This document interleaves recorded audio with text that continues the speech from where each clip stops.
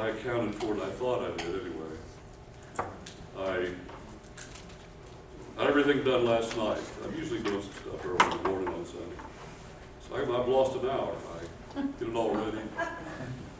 Worked ahead of time, got it all set so when I go to bed I can get up and I'm cool.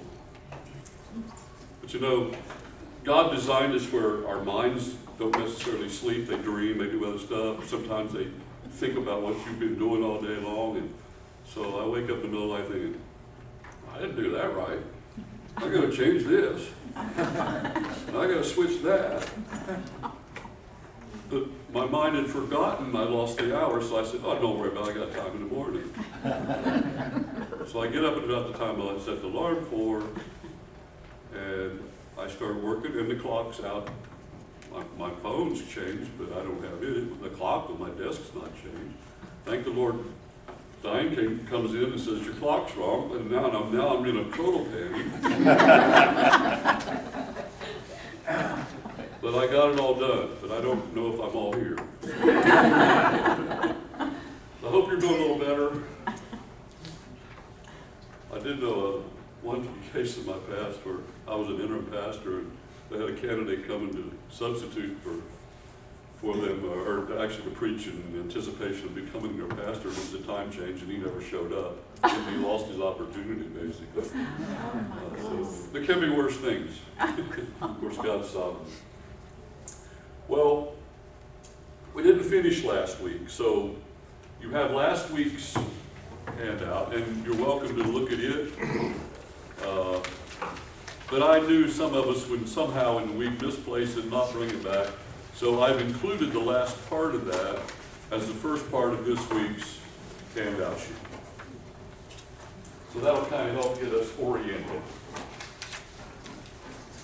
This is lesson 7, although we're going to review a little bit getting into it. I thought I had that all straightened out too. Let's see. Not that one.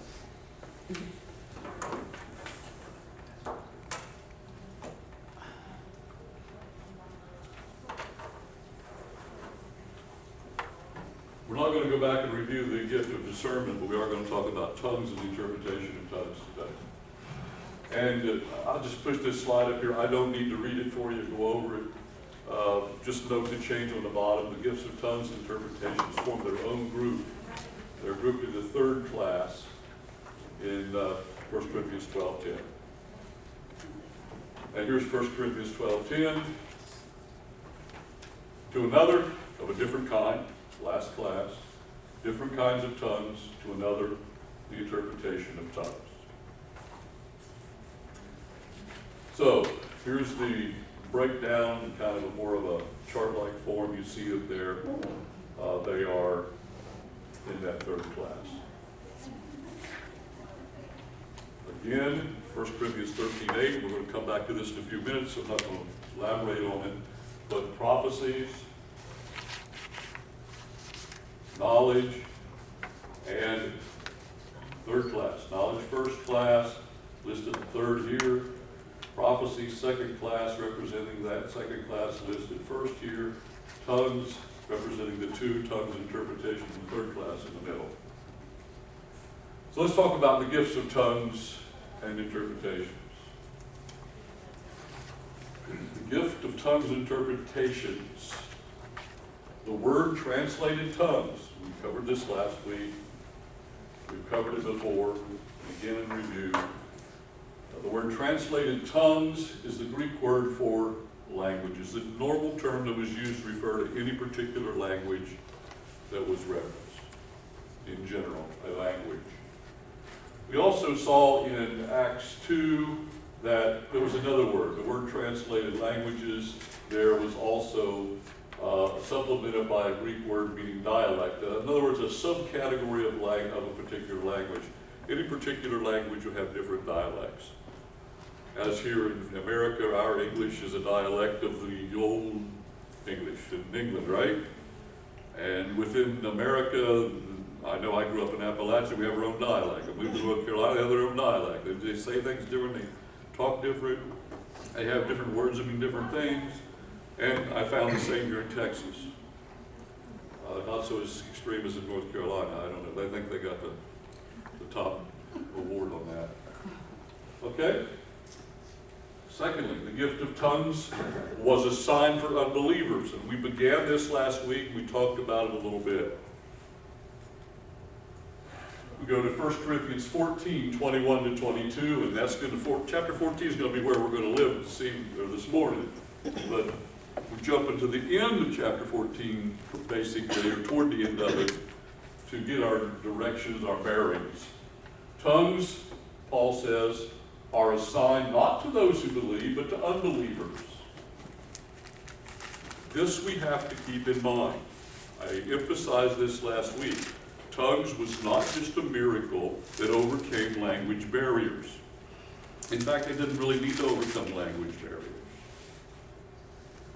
Because everyone throughout the Roman Empire spoke the language of the empire, which was Greek, in addition to their own home language.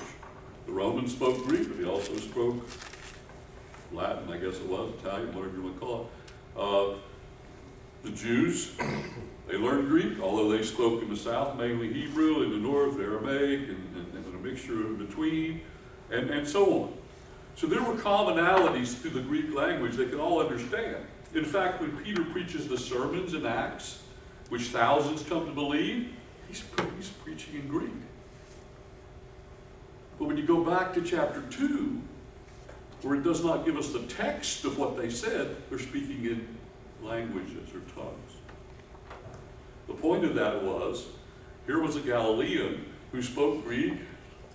He spoke Aramaic primarily. He could speak Greek, probably could speak Hebrew, which could have communicated with any of those Jewish believers throughout the empire that were there. But he spoke in something that he didn't understand. Their particular dialect, or their particular language in some cases, he may not have known. And that was a sign to them. It was a sign that worked both ways. It was a sign to Peter that something was happening here as well. So, tongues were a sign to unbelievers. That's what we just saw in 1 Corinthians 14, 22. It was a sign that confirmed the gospel to unbelieving Jews. We saw that in Acts 2. We're talking about all the people gathered there for the Feast of Weeks. It specified Jews and proselytes from throughout the whole empire. Now, there would have been some Gentiles there, but not a lot compared to all the native Judeans, those from Galilee that had come, those from Jews from out the empire that had been, dispersed about for business or whatever, flocking back. That was the huge population of them there present.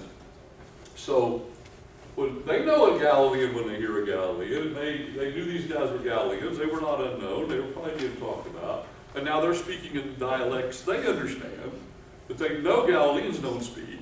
There's a sign there. And it is a sign that confirmed the message of Christ, the gospel, the truth of these apostles that they were speaking to those who never heard of Jesus. Or if they heard of him, didn't know much about him. And even if they heard of him, and even if they knew a little bit about him, they weren't ready to cash in what they'd lived all their lives, which was traditional Judaism, without some sign.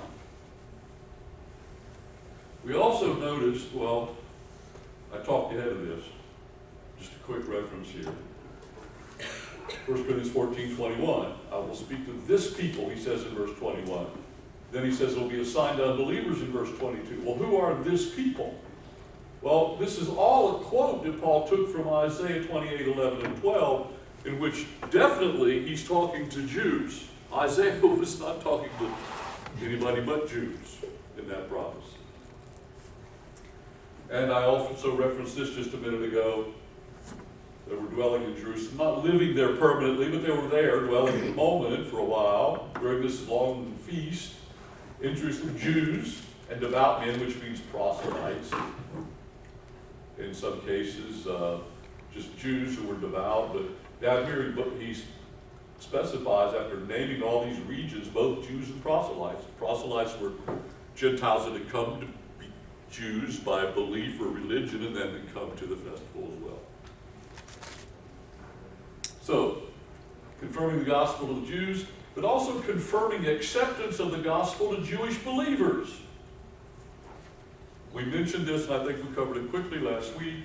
In Acts 10, Cornelius, the Roman Gentile, the Roman centurion that Peter was sent to preach the gospel because he saw that vision in Joppa, Peter rise and kill, clean and the unclean. He then receives a sign from the Gentile who becomes a believer, Cornelius, that he really truly is a believer because Cornelius and his family speak in tongues. And the tongues sign goes both ways. In Acts 19, same case with Paul when he dealt with believers in John the Baptist, and again Judaism, as John the Baptist was preaching within that context, but they hadn't heard of Jesus. He gets that confirming sign when they speak in tongues.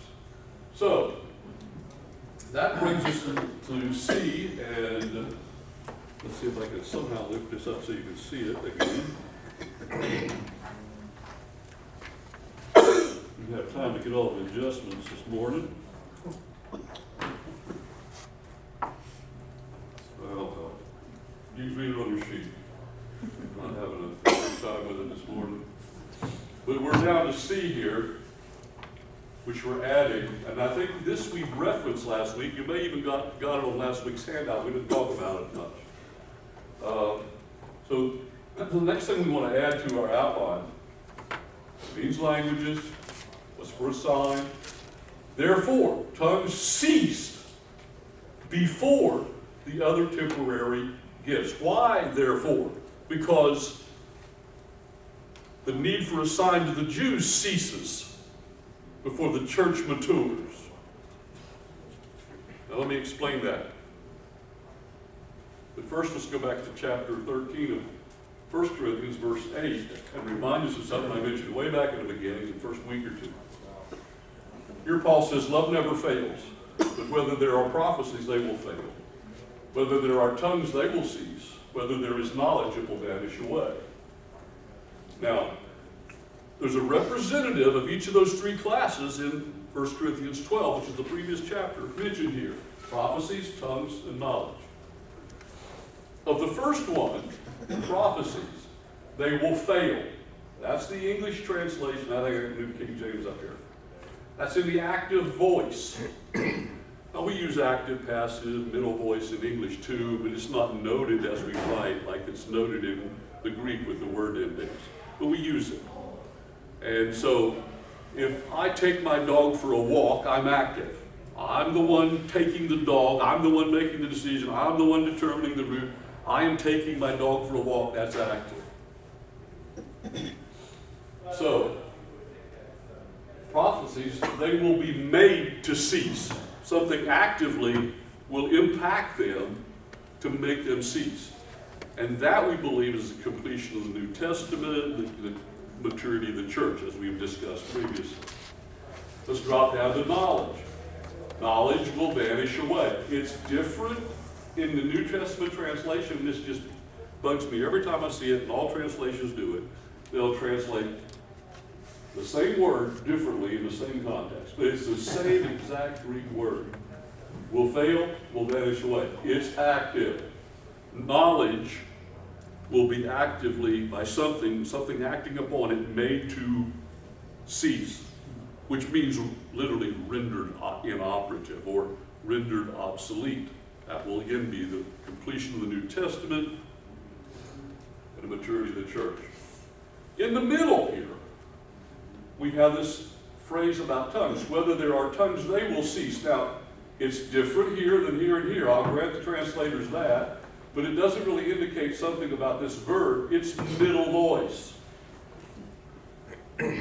It's designated so in the Greek. So, if I take my dog for a walk, I'm active. But if my dog takes me for a walk, I'm passive, right? By the way.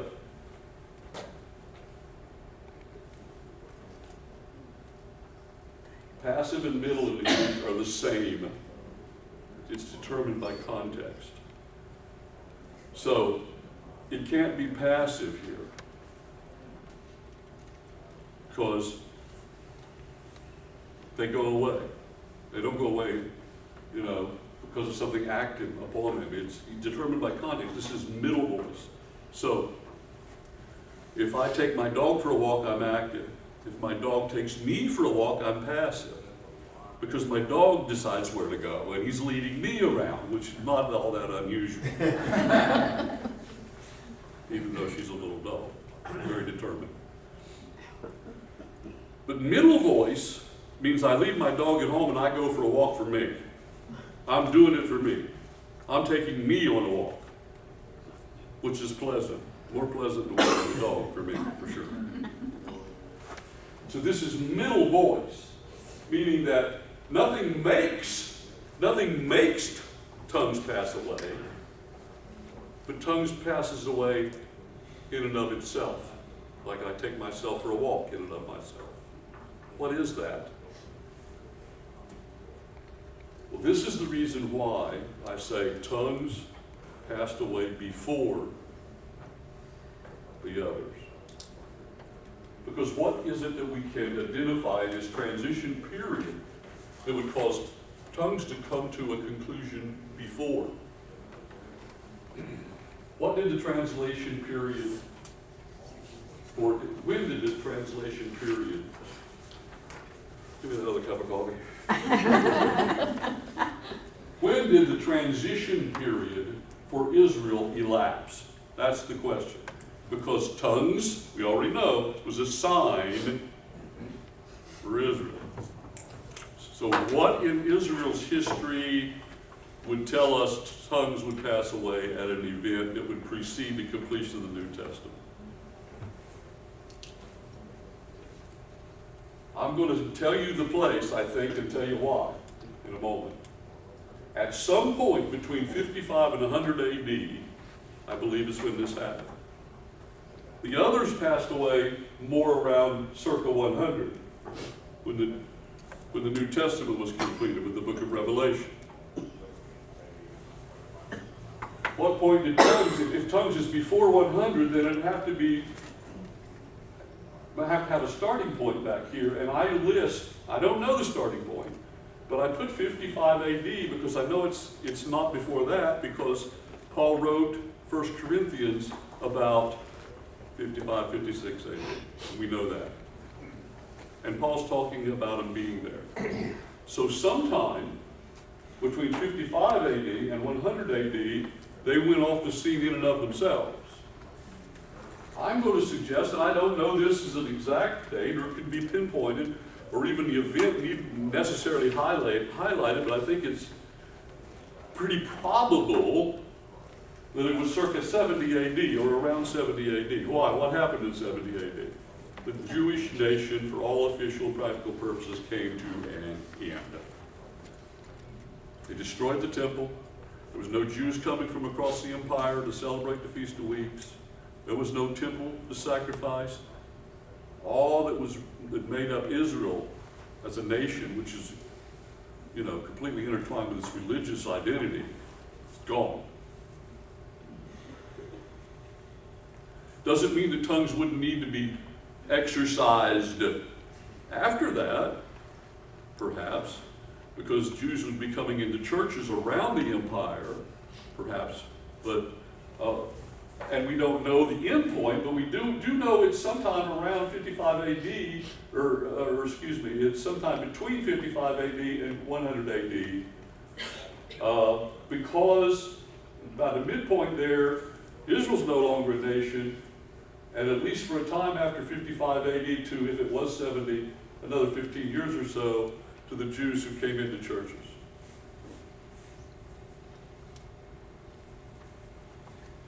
I know this is a lot for all of us to kind of grab this morning this early. But so going back to 1 Corinthians 13:8, then when he says, referring to tongues, they will cease or they'll be still in the NIV, that was really Paul's prophecy. That's how we know that's a prophecy too. He doesn't pinpoint it, but he tells us just in the minute voice of a verb, but it's before the other. That's how precise the Word of God is. Other than that, we don't have anything else that tells us that it wouldn't be associated with the other two in its endpoint. Okay, now let's move on to D in your outline. I don't think this was on last week's handout sheet, but it's on this week's. So if you're following one from last week, you need to switch over. The problem in Corinth was the misuse of the gift of tongues, or the gift of languages, known languages.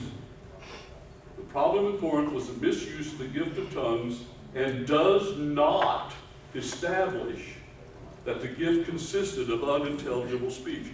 It does not establish that it ever consisted of unintelligible speech, but known languages. The unfortunate thing is, the King James Version, back in the 1500s, inserted the word unknown before the word tongues in its translation. Even though they put it in italics, most people don't process. Italics means it's not in the original text that was inserted by the translators because they just thought it was unknown. They didn't understand the theology. Unfortunately, and then double unfortunately, every English translation since then has approached 1 Corinthians 14 with that same thought in mind. Now, many of them have taken out the word unknown completely, as the New American Standard does, that we're going to look at in a minute. But it still retains interpretive words which imply it, unfortunately. And on top of that, most unfortunately, most cessationist interpreters still think that unintelligible language is a part of 1 Corinthians 14. And so they try to distinguish in there what's unintelligible and what's the real gift, and it just becomes a confusing quagmire. My approach is, and I think I have every reason to see it this way, there is no mention of unintelligible, ecstatic, unknown speech. There's no such thing in 1 Corinthians 14 about people talking to God in a heavenly language. It's all talking about what the word means. Known languages. Now, I'm going to go through 1 Corinthians 14. I gave you a text, 1 Corinthians 14, verse 19, 20 verses, whatever it is, with my notes in it. On your copy, my notes are in the parentheses. That's not scripture. On the screen, my notes are in highlighted yellow. That's not in the scripture. But I didn't want to use copy ink to do all yours in color, so sorry about that. I know how much color copies cost the church. Could have done it, I guess. But anyway, just remember, in parentheses, that's my commentary. On the screen, my commentary is in yellow, highlight. Now, why is it so important to go through the details of 1 Corinthians 14? I'm going to tell you why. Years ago, when I was pastoring my first church in West Virginia, I had a young man, about my age. I guess I was pretty young too. He pastored a Baptist church in the county that I pastored a Baptist church. And mine was an independent Baptist church. He was a Northern Baptist pastor.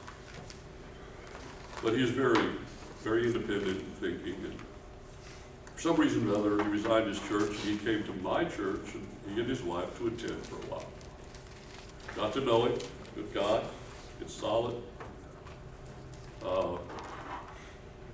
At some point he realized he needed some education, theological education.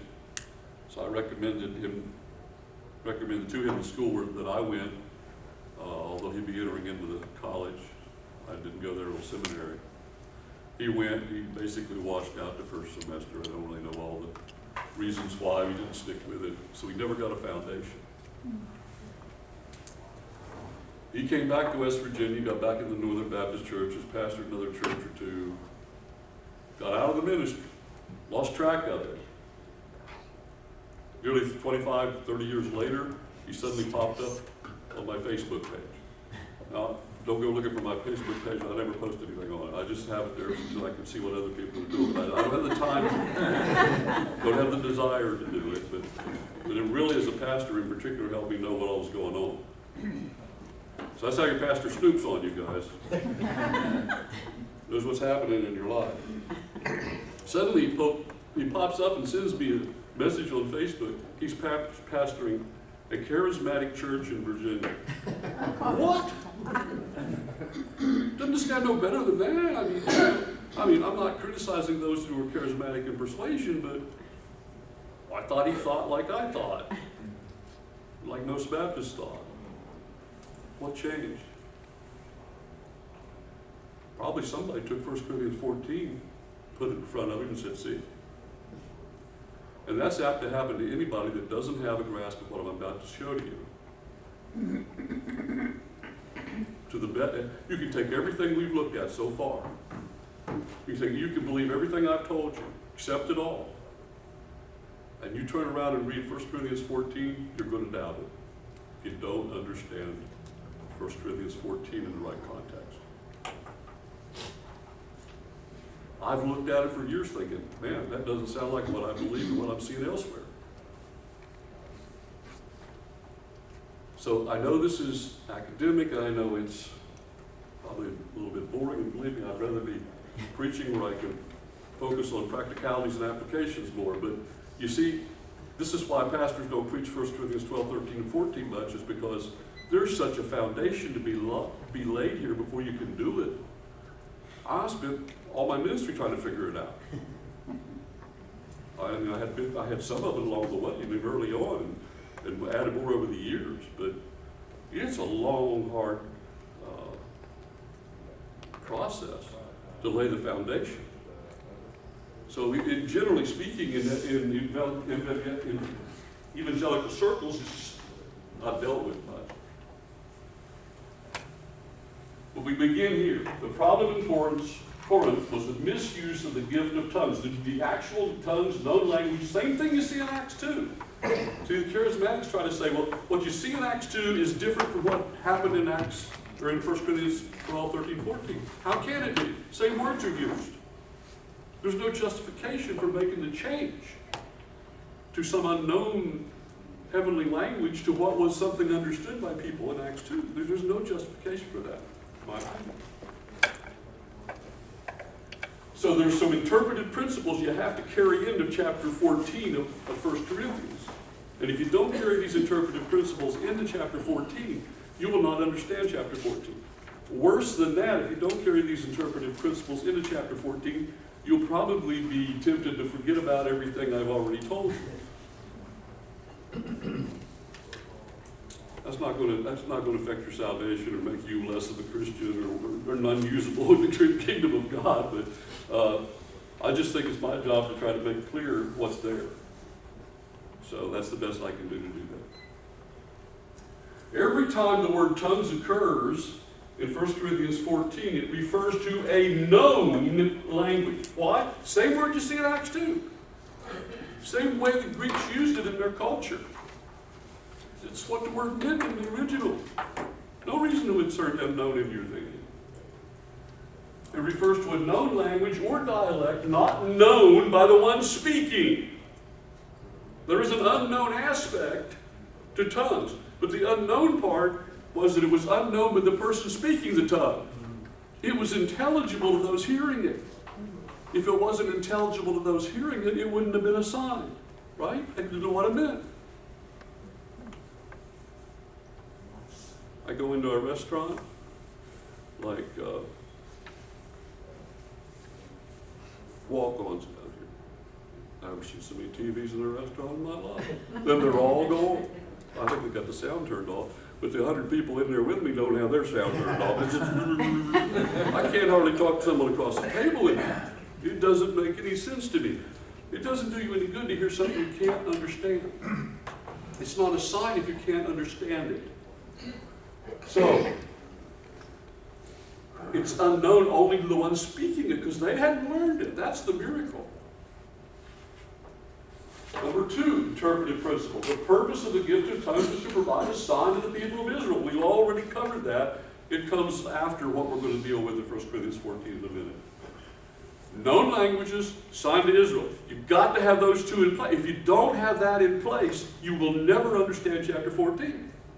You will just absorb what you think or what it may seem to say in English or what some commentary says. And believe me, you can find enough commentaries that are totally confused on this, they'll confuse you. Just because you pick up a commentary don't mean you should believe the commentary. You should know who wrote the commentary, what their theological perspective is. Diane used to wonder, why do you always go to the back cover before I open a book? I want to see something about the person writing the book before I waste my time on what's in the book. If I already know a person's perspective, I'm not going to read the book if it's different than mine. I know it's hard to do when you're young coming up, but when you've seen it all before, you can do that. Okay? Third interpretive principle, when the tongue was spoken in a local church, this is not in Acts 2, this is later on, Paul, 1 Corinthians, when the tongue is spoken in a local church and the language was not known by those present, an interpreter was required.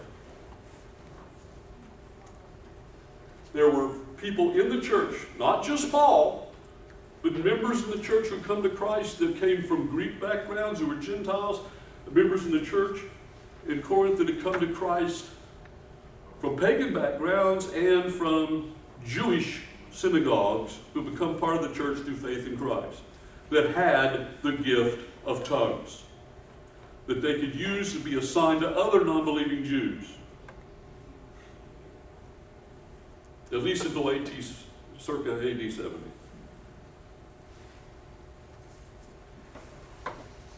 So when one of these people exercised their gift of speaking in tongues in a local church, Paul put a limitation on it. He said, don't use the gift without an interpreter. And this interpreter was required for those who were like the person speaking. The person speaking in the tongue doesn't understand the tongue, doesn't know what the words mean. That's the miracle. It's unknown to him. It's known to the Jewish people who hear it, or the people in the dialects in the very different parts of the empire, but they may not know. The unknown part is on the speaker. So if someone speaks, for them to be edified, they need to know the interpretation. It's not interpretation so the unbelievers coming in will know, because they're hearing it in their own language. The interpretation is for the speaker and those like the speaker who only know the language the speaker speaks. If you don't unravel that, going into 1 Corinthians 14, you're lost. So let's try looking at 1 Corinthians 14. And here's where I provided you the text. Now, you can look at the printed text I gave you. If you want to, you can make notes on it as we go if you'd like to do that. It gives you further elaboration of my comments. But you might just prefer to put it aside and look at the screen and use it for a reference later. You can do it either way. Because what you see on the screen is what's on your text, but I'm going to add comments. So Paul says, pursue love. Going way back to chapter 13, it's been his topic. Pursue love and earnestly desire spiritual gifts. Now he's talking to the church because this is a plural here. The verb is plural.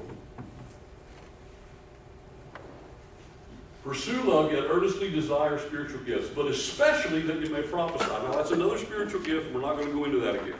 We've already covered that.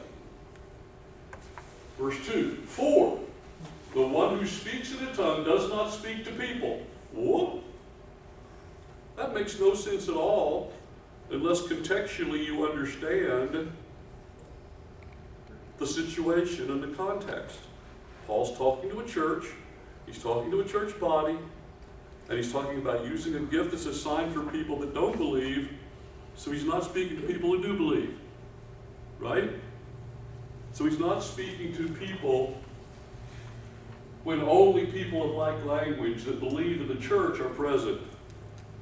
He's not speaking to those people because they don't understand the tongue. But he's speaking to God. Why? Well, when God's present, where two or three are gathered, God's always there, right? Jesus is always there. And God doesn't need an interpreter. What I mean? So whatever he said, God understands it. So he's not speaking to the people there who are like him in his language, but he's speaking to God. He's the only person that could be hearing it, right? Because God is the only one present who understands. For no one understands, but in his spirit, without personal comprehension, that is, he speaks mysteries. Now, the "for no one understands" goes with this. But to God, here's the explanation for it. No one understands, but God. But in his spirit, that means in your immaterial part, your, look, body, soul, spirit. Basically, it's material and immaterial. The immaterial part of us is either soul or spirit. There's a further division made there. In our spirit, that doesn't die when our body dies, although our body will eventually live again as well. Our soul goes to be heaven or hell, depending on our disposition, faith. That immaterial part, which we could call soul or spirit, but in his spirit, he speaks mysteries. In his spirit means he doesn't have a personal comprehension. He's speaking with his spirit. He's exercising the gift. He chose with his will to exercise the gift, but he doesn't know what he said. Reminds me of a lot of people I know. I shouldn't have said that. Reminds me of me sometimes, though. Sometimes I say something, I go, what in the world was I talking about?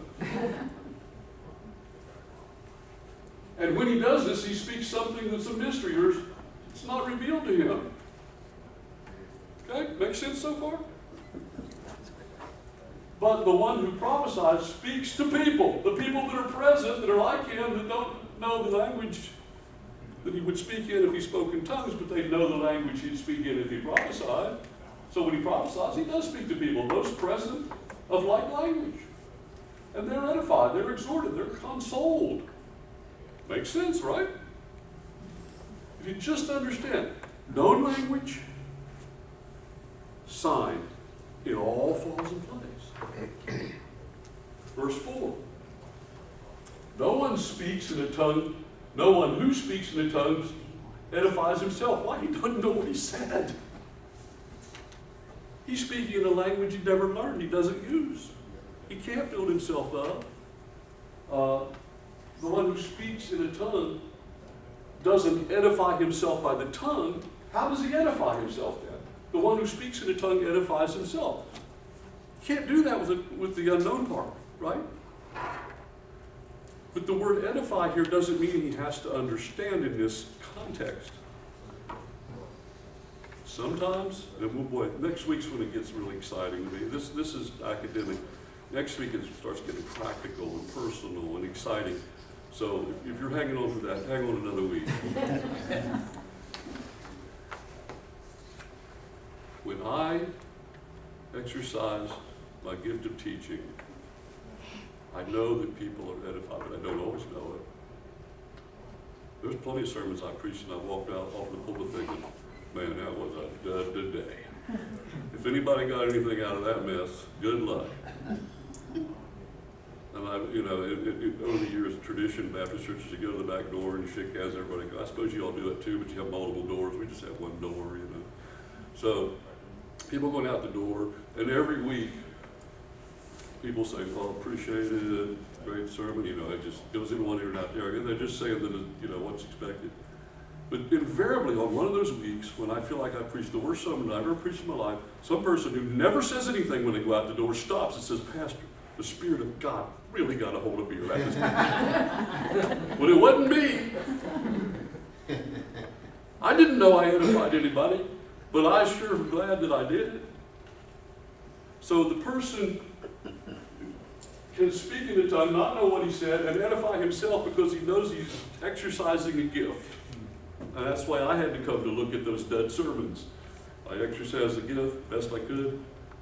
Maybe it wasn't the best I ever did, the best I could at the moment. And I know that that fulfills my callings that makes me feel edified and built up. It encourages me. So that's what you're seeing. The one who speaks in the tongue edifies himself by exercising his gift. Boy, I wish that guy had learned to spell. But the one who prophesies edifies the church for sure, because no interpretation is needed for prophecy. Here's where interpreters get all messed up too, because they think he's talking about preaching. Well, prophecy is equated with preaching. When you're prophesying, you're preaching. But unfortunately today there's no gift of prophecy. So when we preach, we're not prophesying. We have all the prophecy we need that we can elaborate on. But in that day, they were synonymous days. Verse 5. Now I wish you all spoke in tongues, but rather that you would prophesy, and greater is the one who prophesies and the one who speaks in tongues, unless he interprets, so the church will receive edification. Does all this fall into place? Well, go back to that one more time. I'm probably the only one that didn't get it. No, I don't think so. 5. Go back and explain that again. Verse 5? Yeah. He says, now I wish that you all spoke in tongues. In other words, I'm happy for you to speak in tongues. I want you to do what you've been gifted to do. I wish you would do that. But he's limiting the use. Okay? He's not saying I wish you'd do it even though there's no interpreter. He said, I wish you'd do it in general. I don't want you to stop. But I want you to make sure you know how to use it. But rather that you would prophesy. If there is no one present that can understand and have a sign, I'd rather you prophesy and not use the gift. It's a limitation. And greater is the one who prophesies. Doesn't mean greater in their person, but greater in usage here. It's better, it's greater, it's more profitable to prophesy when there's no one there that needs a sign, because if you use tongues and if there's no one that can understand it, that doesn't give you the same value. Greater is the one who prophesies and the one who speaks in tongues. Unless there's someone there who interprets the tongues. Then both are on the same level. That help? Sometimes I answer questions, but I don't know if I answered your question.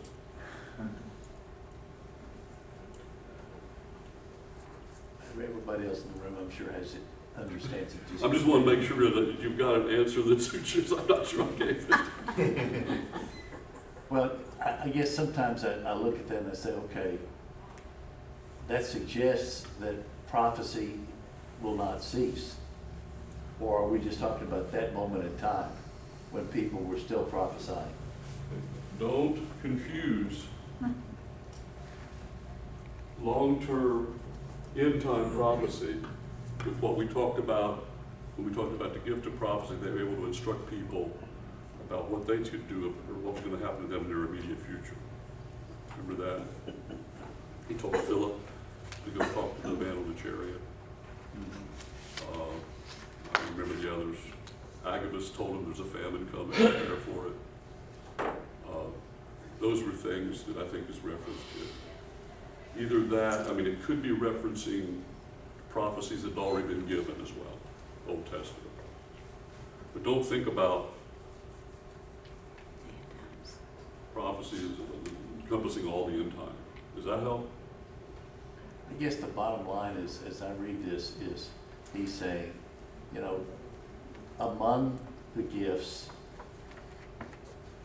have a gift, exercise a gift that will bless everyone in the body. That's That the will bottom line. edify, will strengthen, will encourage everyone in the body. And tongues could lead to confusion, or particularly if there's no interpretation. But prophecy is really spoken in the plain English. That's exactly what it means, exactly. You've got it as far as I'm concerned. One other note on that is that in verse 28, it says, if there's no interpreter, the speaker should keep quiet in the church and speak to himself and to God, which suggests that if there's no interpreter. It's a limitation on the tongues part, not the Right. prophecy. Exactly. All right, now let's move forward. But now, brothers and sisters, if I come to you speaking in tongues, how will it benefit you unless I speak to you either by way of known stuff, plain stuff, revelation, knowledge, prophecy, teaching, all which need no interpretation, my comment.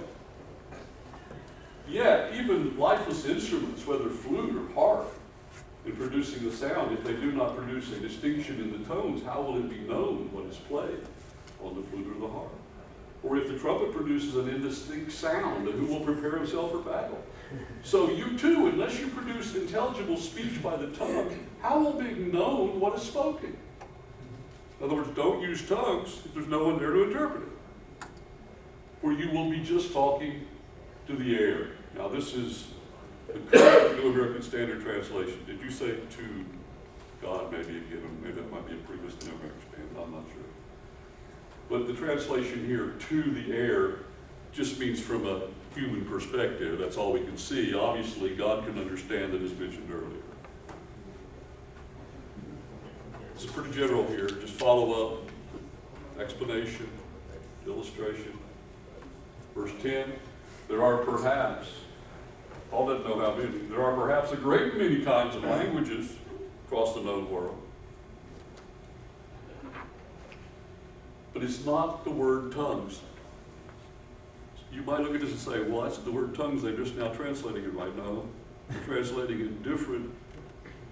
They leave tongues in the translation. Here they use language. We saw them use the languages in Acts 2 that meant dialect. Here it doesn't even mean dialect, it just means sound.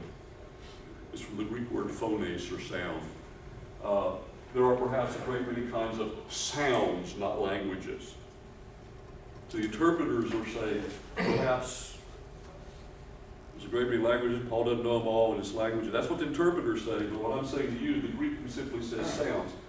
So Paul says, perhaps there's a great many sounds, a lot more sounds than I understand in the world, and none are incapable of meaning. Not the flute, not the harp, not the trumpet, not your words, controlled by your mind. So I do not know the meaning of the sound.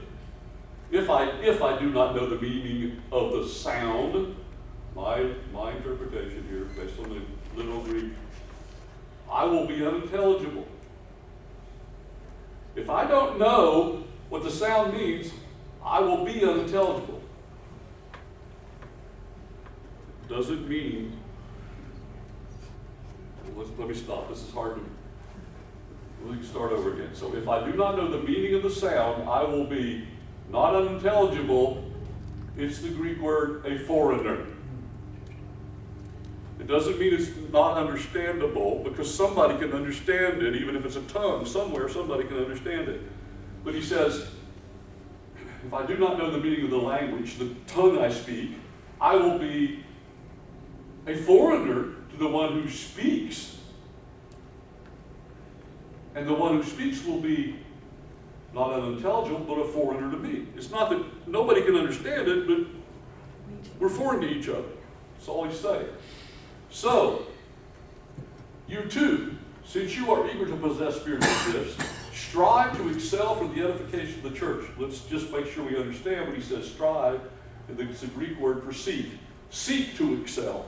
Seek to do the right thing. Seek to do the most profitable thing, which would include controlling how you use tongues. Use your spiritual gifts, but seek to excel. That means to abound, to be in abundance, to bless as much as possible, to have as much positive, edifying effect. So seek to abound for the edification of the church. Don't insist on speaking in a tongue if nobody can interpret, if nobody there has the gift of interpretation. They were allowed to speak in a tongue if there was somebody there who could interpret it, even if there was nobody that needed to sign. That suggests to me that a person could just turn it on and off as he will, rather than the Spirit directing him. Well, yes, I wrestle with that same thing. And this does indicate they can turn it on and off. They can decide when to speak in tongues. But that doesn't leave out the Spirit prompting them to do it. The question is, just like for us. Am I doing what I think I should do, or am I doing what really the Spirit's prompting me to do? We have to, Yeah. we can't discern that very well either. So, yeah, but you're right. And there was the point where, prompted by the Spirit or not, they chose to speak in tongues. They still didn't understand what they said. That was the gift. Pretty miraculous how this all operated. Therefore, one who speaks in a tongue is to pray he may interpret. Now, this has boggled my mind for a long time. This is not saying the one who speaks in a tongue should pray that he could interpret. Then it wouldn't be a tongue, really. It wouldn't be speaking in something he didn't know. And was he going to turn around asking God for the gift then to interpret what he would?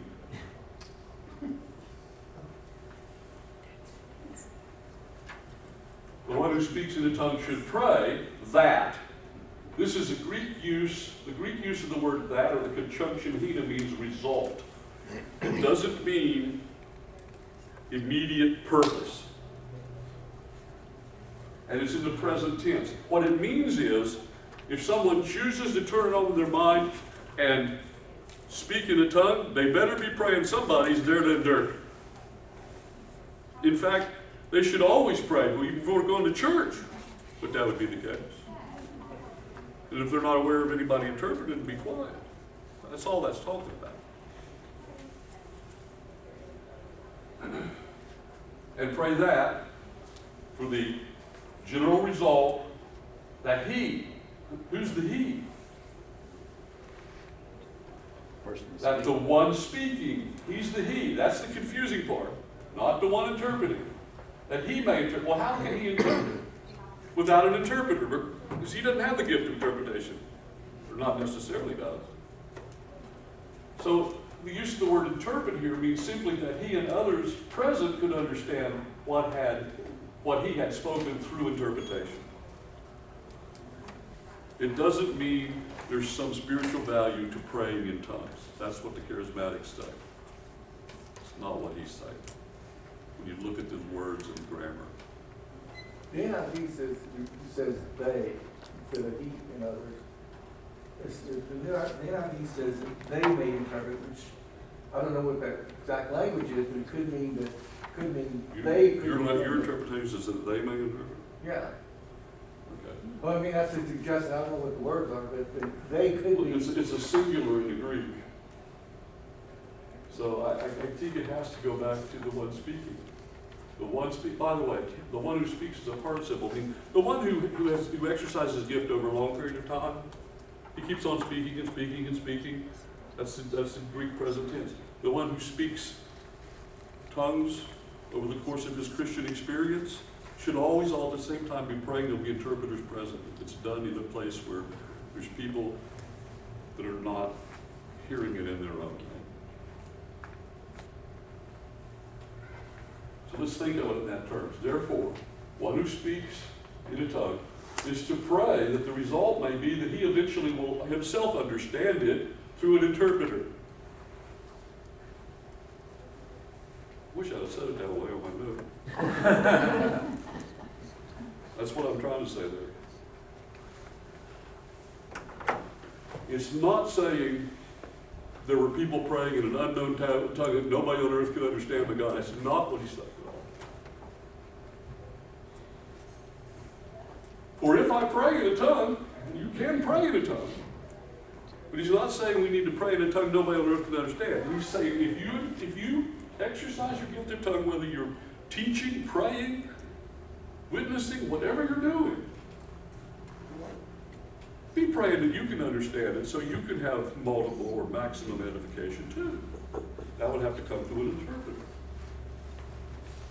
For if I pray in a tongue, my spirit prays, just like when you speak in a tongue, your spirit speaks. But my mind is unproductive, meaning my mind, or what I intended to communicate, or what I can comprehend. I didn't change the slides, different on yours, I hope.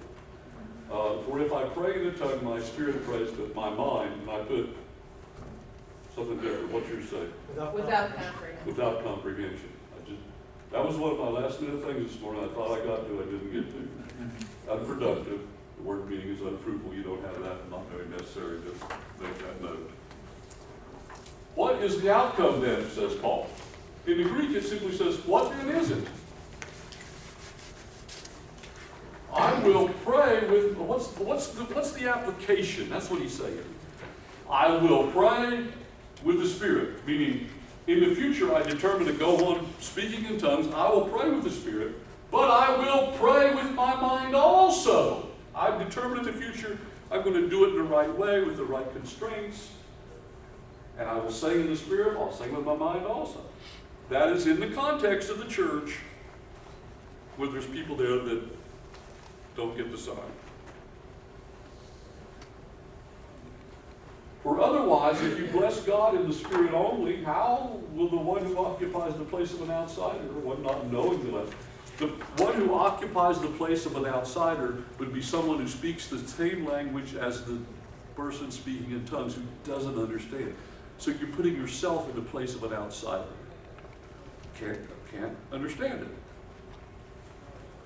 So how will the one who occupies the place of the outsider, one not knowing the language spoken, how will they say amen at your giving of thanks and so on? Finally, Paul concludes by saying, nevertheless, in the church, I prefer to speak 5 words with my mind so that I may instruct others also, but all, that is everybody, instruct others, not just the one who needs a sign, rather than 10,000 words in a tongue. Don't have the wrong emphasis on this thing. I'm going to stop there because I got done early last week, so you guys got to give me an extra 5 or 10 this week, right? And that's going to go to you if you have a question. And believe me, if you have a question that you just chew on all week, well, you ask it next week at the beginning. That's okay. So if you got something burning right now, go ahead. Did you do E? Did you do E?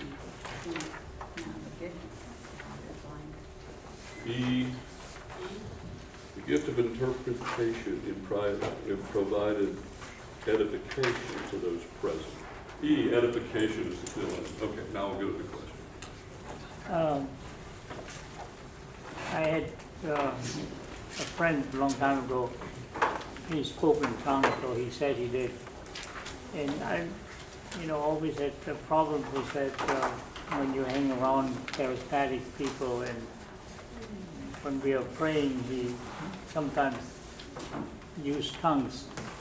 And it kind of always bothered me. So I read a comment that somebody said, well, if you have the gift of tongues and you speak it, why don't you record it? Okay?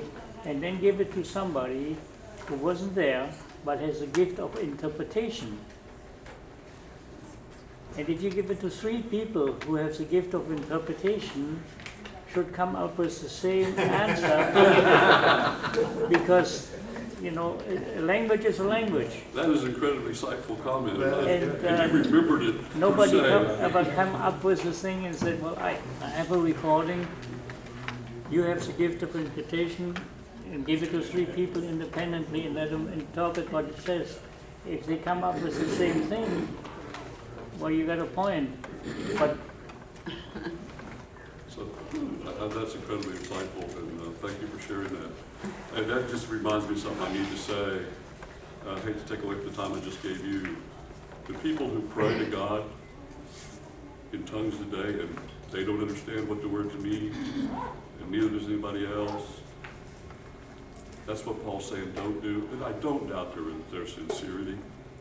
They are offering praise to God in some context. I'm not doubting the fact they love God.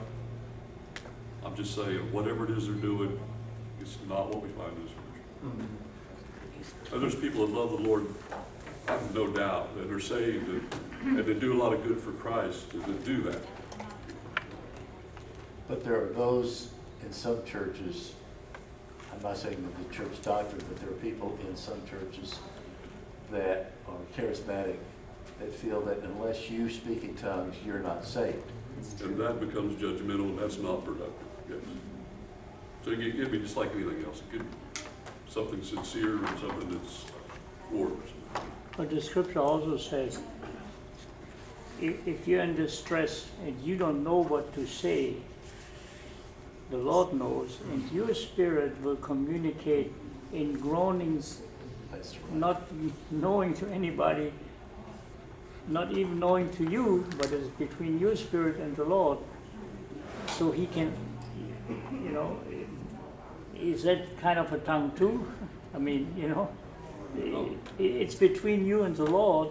You don't know how to express yourself, but your spirit knows and communicates with the Lord. I'm going to compare it like this, and this is the way I've always looked at that. There's times in life when you're so overwhelmed with problems and confusion, you don't know what to do, you don't know how to handle it, you don't know what to do about it. That sometimes I could just come to an end of talking, and I don't know what to ask God for. I don't even know what the right thing is. I just have to submit myself, Lord, thy will be done. And I think my spirit then probably does communicate with his spirit. I don't even know what it is, but I don't think it's, and I know you don't either, but I don't think it's this. But I think it's something akin to what I just described.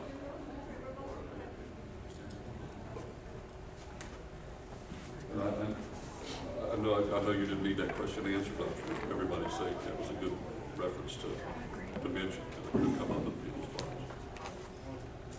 I kind of think of it, because I do that a lot. Think of it as my heart communicating with God. Yeah. He knows what I, But it doesn't require gibberish coming out of your mouth to do that. yeah. Yeah. But some people think it does, and that's just their misunderstanding, I think. Again, I'm going to say again on verse 28, if there is no interpreter, the speaker should keep quiet in the church and speak to himself and to God. And that eliminates, as far as I can tell, 100% charismatic experience of tongues in the church, right there. My whole family was together, shut up there in there. 5 people in there. Nobody knows anything. Yeah. They need to show me a scripture. Well, no, that's not that. That's because they approach the whole thing we just went over from their own presupposition, or they've been told that it means this. I'm gonna say, do this, let's do this, Pentecostal. And what good is that? What good is that except Very true. edifying? Anybody else? I'm going to dismiss you. Those of you who need to go. If people want to hang around, you can ask me Can questions. understand it. So what good is it? Personally, I think it's probably the best way to do it at this point. Don't you think? Let's pray. Can we pick up on this? Yeah, you can pick up on next week too. Yeah. Father, thank you for this time together. Thank you for your word, the precision of it, the purpose of it, the plan of it, Lord. It's miraculous. We praise you for it in Jesus' name.